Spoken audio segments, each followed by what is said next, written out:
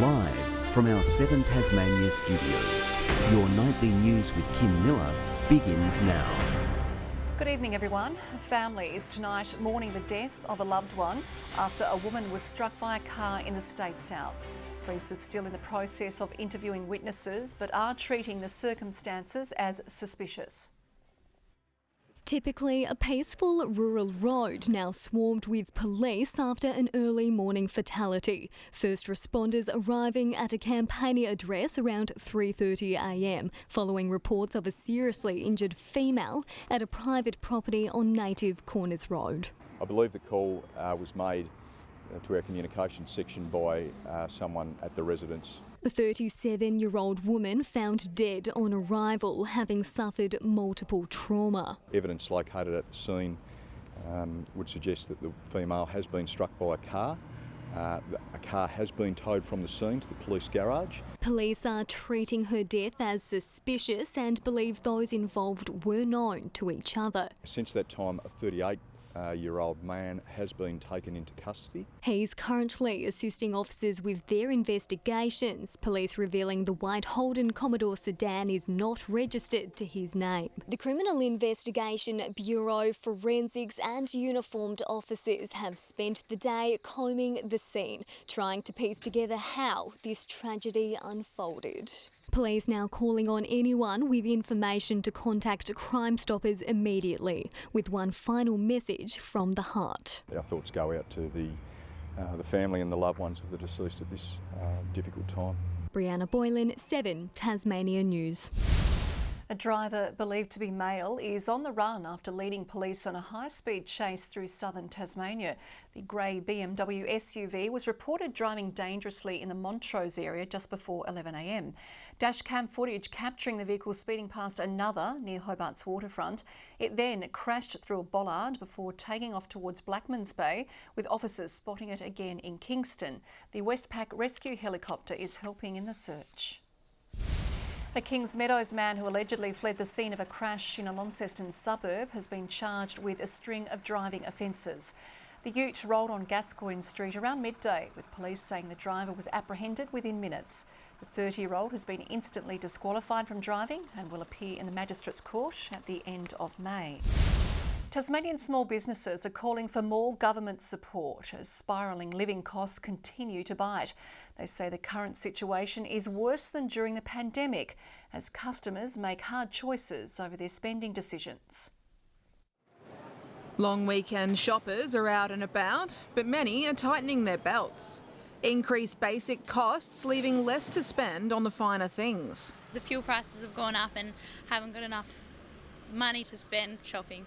It's a major concern for small business owner Tamika. I'm probably the most worried about our business than I have been in the last sort of 6 to 10 years. Employing 20 people statewide, the Spotted Quoll opened a Launceston storefront just last year. But with rising costs and customers spending less, it's been a struggle. The ends just never meet. We spin our wheels, we work a lot of hours, we put a lot of effort in, and at the moment we're just not doing the numbers we need to. Hobart small business owner and single mum, Jessica, is being hit from both sides, juggling skyrocketing prices at home and rising costs of doing business. Fixed expenses like electricity rates, water bills, all of that is just such a pressure when you get those bills every quarter. The opposition is renewing its call to cap power price rises and increase funding for the community sector to provide help to more Tasmanians. We are in the middle of a cost of living crisis. Jess's experience is not unique. This is something that we hear consistently. The government says its $305 million concession system is the most generous of any state. But for some businesses, accessing that support has its challenges. Maybe we haven't been in a position before where we've been finding it so difficult on a weekly basis to make ends meet, and if there was some sort of support as to how we can actually navigate this for the first time, that would be really helpful. Annie Green, 7 Tasmania News. Tasmanian and champion rower Georgia Nesbitt remains in hospital after suffering serious injuries during a cycling event in Glenorchy on Friday night. Rowing Australia issuing a statement today saying the 30-year-old remains sedated and in a stable condition. Chief Executive Ian Robson says the sport is rallying around Nesbitt's family. Wine lovers are being encouraged to snap up their spots with tickets selling fast for the Tasmanian Wine Festival this weekend. Award-winning winery Pooley Wines is highlighting its Rieslings as it returns for the popular event in Hobart's Botanical Gardens. The beautiful cool climate, crunchy bright sort of Rieslings that we produce from the area is really leading its charge with customers at the moment. More than 100 of Tasmania's top drops will be available at the event. The weather's looking very good at the moment, so we're looking forward to a great couple of days in the sun. The event is spaced out over 3 sessions, so wine lovers can make the most of the space without large crowds. And Van Diemen Brewing has opened its gates to the community for a special picking experience this public holiday. The Tassie Company's annual Hop Harvest Day, allowing everyone to get hands-on with the beer-making experience. A picture-perfect day picking under an old oak tree.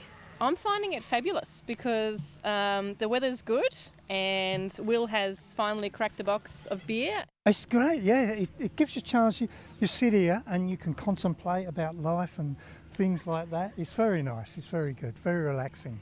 Van Diemen Brewing marking its 12th annual Hop Harvest Day, inviting the community to hop on board and help with the process. We've been coming the last 3 years. And we just like it for the community and the camaraderie. And also he does happen to make a nice brew, so that helps, and it's nice to be able to contribute to that. Here people are actually handling their beer. They get to touch it, smell it, integrate with it, so it's an experience-based thing, which is what craft beer is ultimately about. The hops get cut down in the field before being transported to the pickers.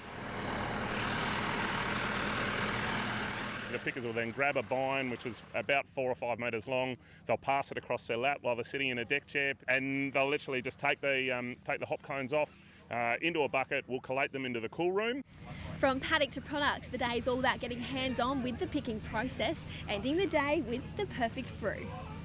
Belgian Saison this year, that'll be nice and tropical, fruity, quite dry, effervescent. It's a traditional style, but this year obviously we'll throw wet hops into it and it'll give a beautiful citrus, almost a lime marmalade aromatics coming off it. Brewing will begin tomorrow, taking 3 to 4 weeks to create the perfect taste. Available around bars and pubs around Tassie and also at the Fresh Hop Festival in New Norfolk on 14th and 15th of April. McKenna Bailey, 7 Tasmania News. Families have poured into Kingston for its Day at the Park event, the inaugural festivities replacing the popular Day at the Beach. Many of the original activities still on offer, including face painting and train rides.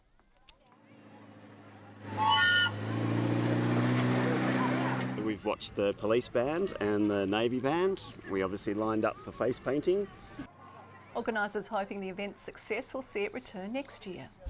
Tasmania will take a squad of 12 into the side's final Marsh Sheffield Shield match this season against Queensland. An impressive run of form for opening batter Caleb Jewell hasn't been enough to turn the tide, with the Tigers languishing at 5th on the ladder. The last couple of weeks for me personally have been, pretty satisfying, but unfortunately they haven't gone a very long way to winning any games for us. So hopefully can keep doing the same this week and try and get some points. Jordan Silk will captain the side, with Tim Payne also set to make an appearance at Blunston Arena tomorrow. Meanwhile, it was a battle between the Northwest and South today in the Hurricanes T20 Cup Grand Final. Devonport hit 4 for 124, choosing to bat first, with Miles Barnard top scoring with 42 runs at Launceston's NTCA ground. In response, the Kingston Eagles struggled early, stumbling to 5 for 46 before soaring late in the game to win with 10 balls to spare.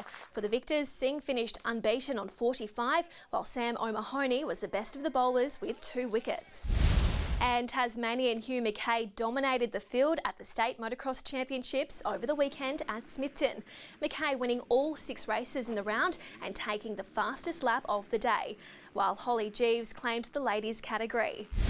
Good evening. Hobart was the state's top at 24 today. 22 in Launceston. Devonport reached 21, 19 the top for Burnie. 23 at Ooze, Flinders Island, Friendly Beaches and Grove all reached 22. 21 the top for Smithton and Strawn. King Island, Lowhead and Maria Island all 19. 14 the top for Laowini. Mostly cloudy conditions over the northern half of the state today. Blue skies for parts of the south. Further out, areas of low-level cloud over Tasmania and the south coast of WA and South Australia. Thunderstorms for New South Wales, Queensland and the Northern Territory. The rest of the country is mostly cloud-free. Tomorrow, a high in the Tasman Sea will extend into a weak ridge over the state, and several troughs are still affecting the mainland. North to northeasterly winds of 10 to 20 knots, reaching up to 25 about the east in the afternoon and evening. Partly cloudy in the south tomorrow. Hobart 25, 22 at Adventure Bay and 23 for Tarraleah. A partly cloudy 25 for Launceston, Devonport cloudy and 23, 24 and partly cloudy for Bridport. Cloudy and 21 for Burnie, a shower or two for Strawn, Marrawar 22. Partly cloudy for the east, St Helens 23, a top of 25 for Swansea, 24 at Whitemark. And tomorrow's UV will remain at high 7s across the state. Light showers about the west on Wednesday, partly cloudy elsewhere with some possible light showers. Those showers will extend statewide on Thursday morning before contracting to the west and far south during the afternoon. Strong northwesterly winds in the morning. And more showers for the west on Friday, mainly fine elsewhere. A possible late shower for Hobart. Mostly sunny in Adelaide and Melbourne tomorrow, 25, and showers for Sydney, Brisbane 31, a shower or two and a possible storm for Darwin. Right now in Hobart it's 19, Launceston 18, Devonport 17, and that's all your public holiday weather for tonight, Kim. And that is all your news for this evening. We'll have updates throughout the night. For now, it is good night.